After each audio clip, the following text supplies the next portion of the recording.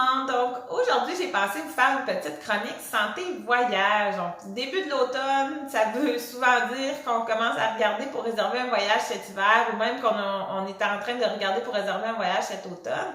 Donc, j'ai pensé vous démontrer un petit peu qu'est-ce que le pharmacien peut faire pour vous en termes de santé voyage. Mon premier conseil, c'est de toujours valider avec un professionnel. S'il y a des maladies aussi, encore, vous avez besoin de vaccins spécifiques pour la destination que vous regardez. Des fois, ça peut faire augmenter le coût de votre voyage, puis c'est pas super intéressant. Donc, toujours valider avant d'arrêter votre choix sur une destination. Quand je parle de professionnel, si vous faites affaire avec un agent de voyage, généralement, ils ont ces informations-là pour vous, donc n'hésitez pas à poser la question. Sinon, votre pharmacien est là pour vous aussi. Donc, il y a toutes ces informations-là. Il va être en mesure de vous dire, selon la destination que vous regardez, s'il y a certaines maladies, si vous avez besoin de certains médicaments ou certains vaccins spécifiques.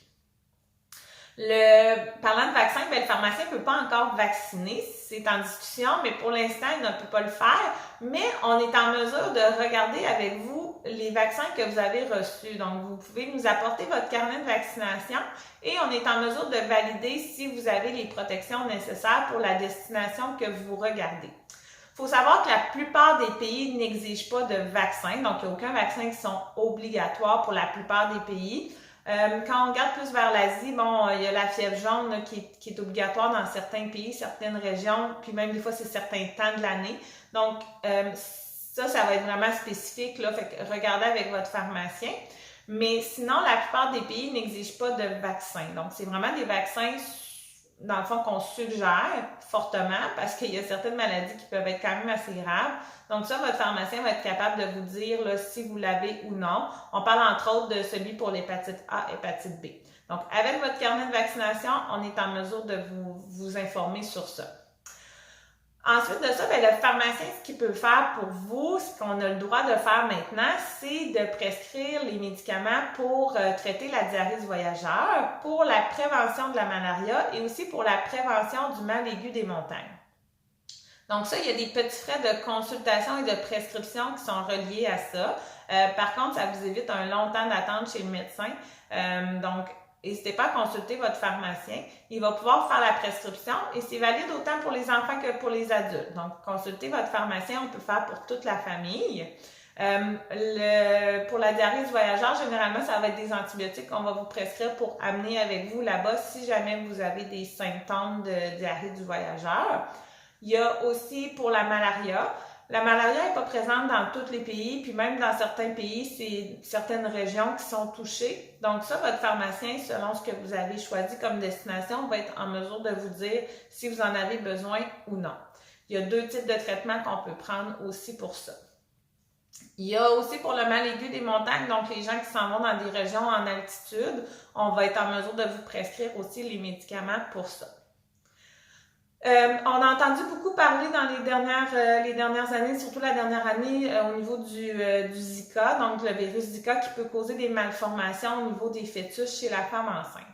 Il n'y a pas de prévention pour ça, autre que mettre un chasse-moustique là, standard pour prévenir, dans le fond, les piqûres.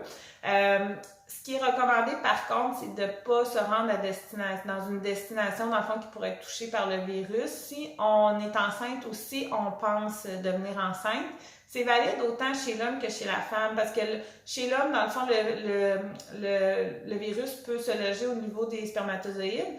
Donc, ils disent que c'est à peu près 3 mois là, d'attente avant de penser à concevoir chez l'homme, 2 mois chez la femme. Donc, on peut se dire 3 mois là, en tout et pour tout. Sinon, même enceinte, dans le fond, il y a un danger si on a des relations sexuelles non protégées avec notre conjoint, puis il a été dans une destination à risque. Il y a des dangers de transmission, puis il y a des dangers de malformation. Donc, il faut faire super attention. Donc, 3 mois, puis 3 mois aussi avec une protection supplémentaire là, pour être sûr qu'on ne contamine pas là, au niveau de la conjointe.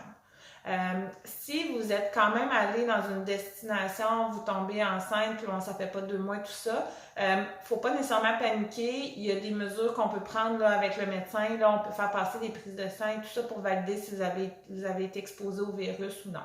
Donc, seulement faire attention, puis choisissez votre destination un petit peu là, en fonction de ça. Je vais vous mettre en lien la page de Santé Canada là, qui expose les régions là, qui sont touchées ou non là, par le virus. Donc, ça va vous aider des fois à faire peut-être un choix mieux éclairé. Au niveau des autres petits conseils qu'on donne en santé voyage, je ne veux pas trop m'allonger là-dessus, pas que la vidéo soit trop longue, mais c'est sûr qu'on parle, surtout quand on va au niveau des pays du Sud, faire attention à l'eau parce qu'il y a souvent des bactéries au niveau de l'eau qui pourraient justement causer la diarrhée. Donc, toujours prendre de l'eau en bouteille idéalement, même s'ils disent que l'eau est potable. Pour eux, des fois, les virus ou les bactéries qui sont à l'intérieur sont comme les gens là-bas sont immunisés, mais pas nous. Donc, toujours prendre de l'eau en bouteille, même pour se brosser les dents. Okay? Donc, ça, c'est très important.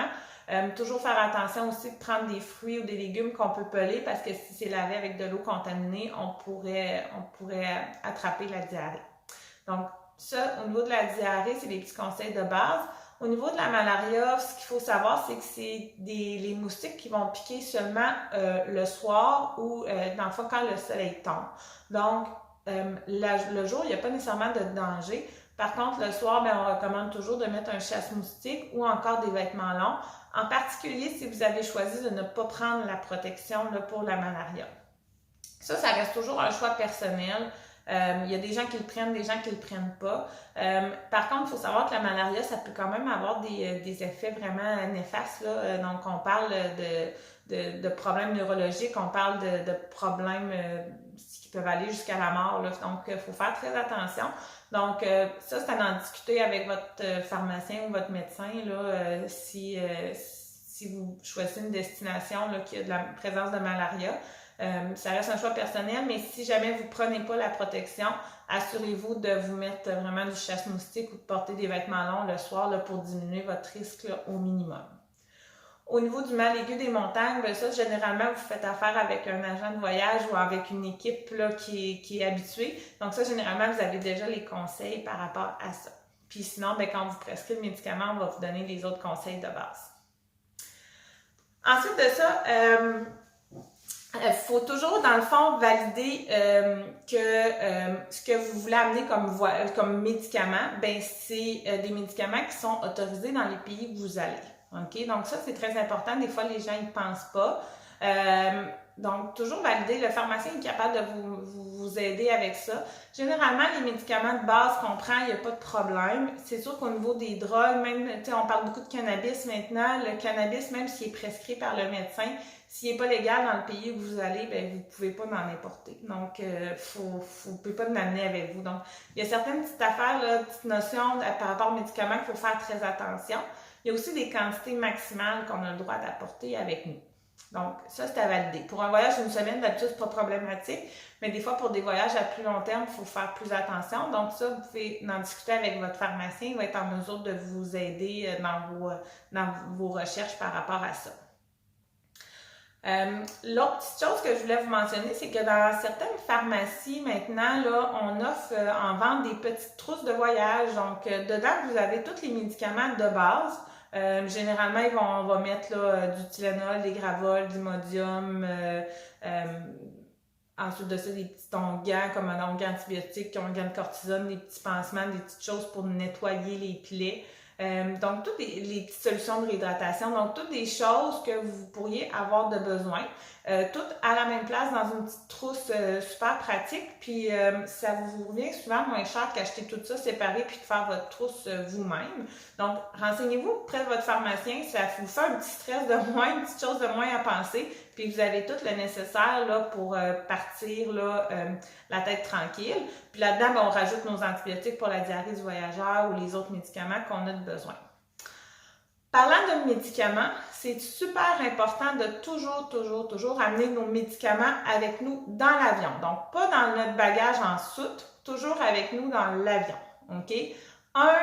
S'ils perdent votre bagage, ben vos médicaments sont perdus avec. Donc, puis souvent, selon la destination qu'on va, c'est pas les mêmes médicaments, on va avoir de la misère à en avoir. Donc, toujours avec nous dans l'avion. Il y a aussi beaucoup de variations de température dans le soute à bagages, fait que c'est pas l'idéal pour les médicaments. Donc, on met ça dans notre sac là, pour prendre l'avion. Comme ça, on est sûr qu'on a tout rendu à destination. Les autres petits conseils que j'ai à vous donner, ben, c'est plutôt des conseils généraux par rapport à les destinations qu'on regarde ou par rapport à ce qu'on peut faire pour être mieux protégé. Donc, au niveau du gouvernement canadien, il offre un service d'enregistrement. Donc, on peut s'enregistrer sur le site web et on marque l'adresse où on va être et tout ça, les dates qu'on est là. Donc, exemple, on est dans la période d'ouragan. On s'inscrit, ils savent qu'on est à tel hôtel, telle place. Donc, s'il y a un ouragan qui est annoncé ou s'ils ont besoin de nous évacuer, bien, ils savent qu'on est là. Donc, ça accélère le processus, puis ça l'aide aussi si jamais on a besoin d'être rejoint par des proches et tout ça. On est capable, le lien se fait plus rapidement. Donc, toujours s'inscrire à ce service-là, c'est complètement gratuit. Donc, je vous invite à le faire. C'est une protection supplémentaire pour vous. Il y a aussi là, sur le site de Santé Canada plein de petits feuillets d'informations avec plein de conseils de base aussi. Je vais vous le mettre en lien là, si vous voulez aller chercher le petit format PDF. Sinon, ben, dans les centres là, de bureaux de passeport, là, vous les avez aussi en version imprimée. Pour aujourd'hui, ça va être tout. Par contre, je vous invite à m'envoyer vos questions concernant santé voyage. Il y a des affaires que j'ai pas touchées parce que je voulais peut-être vous faire une autre petite chronique là, par rapport à tous les petits conseils de base en santé voyage, mais j'aimerais ça savoir aussi quelles informations que vous aimeriez avoir. Donc, n'hésitez pas à m'envoyer vos questions, puis je vais vous faire une petite chronique avec ça. J'ai aussi collaboré avec Madame Fournier qui est en assurance voyage et on a préparé pour vous une petite chronique assurance voyage parce que c'est souvent une question qui revient aussi, surtout pour les gens qui ont des maladies, qui prennent certains médicaments. Donc, je vais vous présenter aussi une autre petite chronique là, à ce sujet-là. Donc, assurez-vous de me suivre. Pour être sûr de rien manquer, en bas de la vidéo, il y a un petit bouton rouge abonner, donc cliquez dessus. Donc comme ça, vous allez recevoir là, les informations, surtout qu'il y a une nouvelle vidéo qui est en ligne. Si vous avez aimé la vidéo, vous pouvez aussi peser sur le petit pouce en l'air pour m'indiquer que vous avez aimé la vidéo. Puis sinon, ben, j'attends vos questions. Donc n'hésitez pas, si vous avez des questions concernant la santé voyage, je suis là pour y répondre. Donc envoyez-moi vos questions. Sinon, ben, bonne fin de journée et bon voyage. Bye bye!